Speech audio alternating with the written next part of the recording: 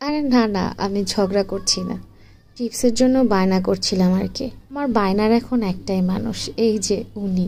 প্রচণ্ড জ্বালাতে থাকি, প্রচণ্ড যন্ত্রণা দিতে থাকি, আর ওর নাকি এটাই ভালো লাগে। তখন দু একদিনের জন্য জ্বালানো বন্ধ করে দিই, তখন তার মনে হয় আমি রেগে আছি, বারবার প্রশ্ন করবে তুমি কি রাগ করেছো।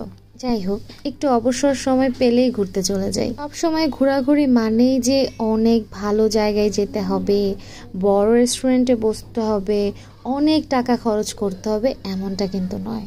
এক কাপ চায়ের আড্ডাতেও কিন্তু মন ভালো হয়ে যায়। সাথে যদি আপনার বয়ফ্রেন্ড থাকে, আই মিন জামাই থাকে, তাহলে তো আর কোনো কথাই নেই।